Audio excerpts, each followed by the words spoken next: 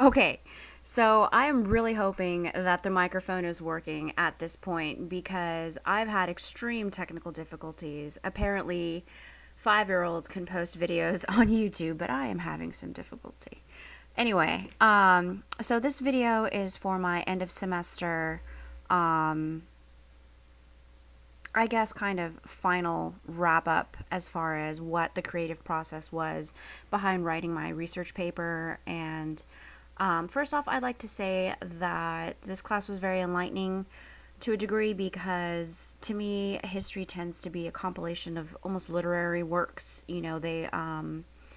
Different authors compile different facts, but yet all of the material is still through the filter of the author. You don't really know truly what is fact or fiction to a degree, especially the older the manuscript or the older the information. Certain styles of writing and factual representation were not necessarily the same standards that they are today. So the majority of our focus this semester was trying to distinguish between what a primary and a secondary source is. And to me, that was very helpful. And I particularly liked the going to the source book. That one I thought had a very excellent representation and examples of how to be able to differentiate what you're reading and be able to spot how certain things sway a certain way. So that's a really great tool. And also, I really liked the Taken to the Sides book. It was a little lengthy to a degree. Sometimes you get wrapped up in people just spouting words just to hear themselves speak, it sounded like. But I liked how we had to compare and contrast. So if that's just some feedback for you. But anyway, so as far as my paper goes, I tend to write a little bit differently. As inspiration strikes, I tend to write in little blurbs and little paragraphs and sentences, and then at the end, I kind of blur them all together. When I first start a paper, I'm literally just writing down my thoughts in no form or fashion, just complete chaos on a paper. And then afterwards, I kind of sift through and find the true meat of the paper. So sometimes I tend to repeat myself until the sentence kind of sounds better in my head. But anyway, that's how my writing process works. Development of my supporting points and thesis. I was really lucky in a sense because the topic that I chose was based off a governmental agency. So I had access to quite a few sources that were presented in a very factual and statistical way. I didn't really have to sort through anything that could have had a tint or a filter from an author. Majority of my sources were government reports, actually. So I kind of was lucky in that respect that I didn't really have to deal with kind of sifting and sorting through what I had to find. My development of my supporting points, I chose vaccinations and how relevant they have been historically for the development of society and medicine as we know it today.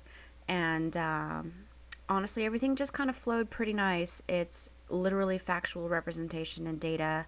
You pick it in a chronological order as far as, inspiration, implementation, success, failures, that kind of thing. Development of my historical question. I think it was really cool about how we had to decide how our topic was historically significant. And then by establishing its significance, you in a sense are establishing a question because you're kind of asking yourself, well, how is it significant? Why is it worthy of note?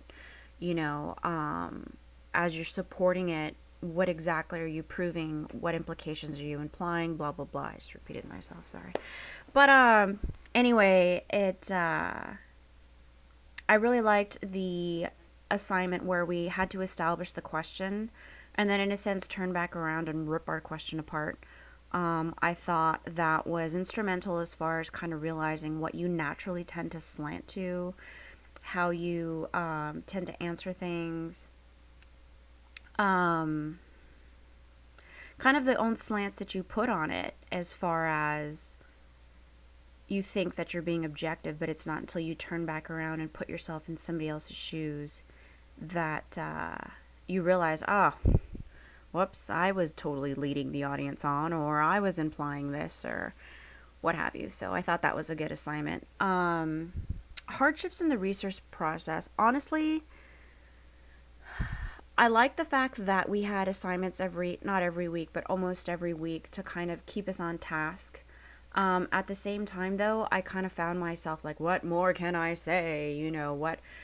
I don't know how to answer this. I felt like I did it 5 different ways already, but at the end, I saw I saw what you were doing there. I saw it.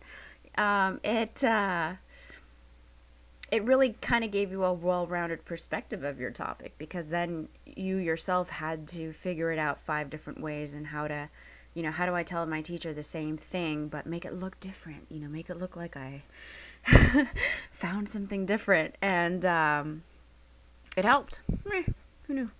So what have I learned? I've learned how to, I think, primary sources, of course, but I think as far as being able to tell subtleties, being able to spot them out and differentiate them as factual versus author-based. Like I said, the going to the source book, where it had different advertisements, even comics and whatnot. That was really cool, because I'm a visual learner. So to see something that I didn't necessarily have to sift through in words, but I had a visual representation of it, that I think really helped as well, as far as cementing the process home. And I've learned that do your research paper, little bits and points throughout the semester. Let's see. What I love or hate about my source.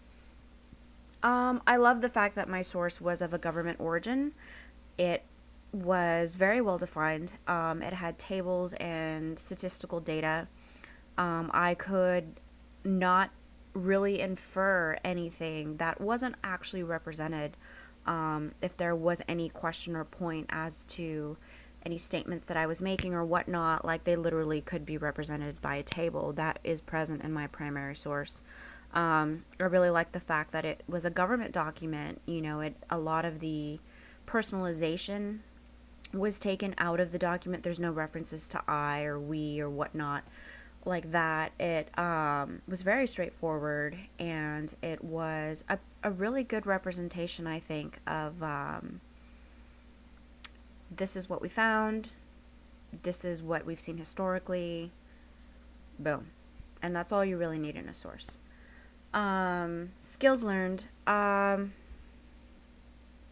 think time management, of course, is critical in an online course. I had to learn patience, honestly. I think because I'm an upperclassman, that when you had underclassmen come in and they haven't really devoted themselves to college yet, and they haven't really devoted themselves to the topic, they don't have the focus that somebody who's been in school for a while will. So honestly, the forums were driving me up the wall. They really were. It got to a point, well, I'll admit it, like, I was just, let me just answer this. Let me just get this done. There were a couple people that I tended to follow, so to speak, because I knew they were going to have a really good perspective. I knew that they were going to give me a wholehearted response. So, I mean, that's going to happen in any class. It just tends to be, I think, more frustrating on an online course, because your grade kind of is dependent upon their feedback. And so if they're giving you like little one-liners like, oh, I liked what you said, it's like, okay, but what, so that, to that degree, like, it's almost like the entire concept of an online course is independence, but yet we are still dependent upon each other as a class. So the logic of that was kind of, banging my head a little bit. What I felt good about going into the paper. I felt well prepared. Yeah, go figure. I felt that we had honestly gone over it. We went over it, we discussed it, we looked at it this way, we looked at it that way. I almost had enough just kind of written in the different assignments where I could literally piece the paper together from that, and I think that was a great springboard. I think that that was instrumental as far as, you know, at the end when you're trying to do this paper and, you know, you're like, oh, you know, what was I, you know, but where was I? How did I? But because of all the assignments we had to do, we actually had like a strung out path already set. And definitely that outline that you had us do really kind of forced you to put it all in order and all in perspective. So thanks for that. You knew what you were doing. So I think that's it for this video. It's actually a 10-minute video. Sorry, I'm a little wordy. I'm really hoping there's sound on this thing though, and if there's not, I'm gonna cry right now. I really am.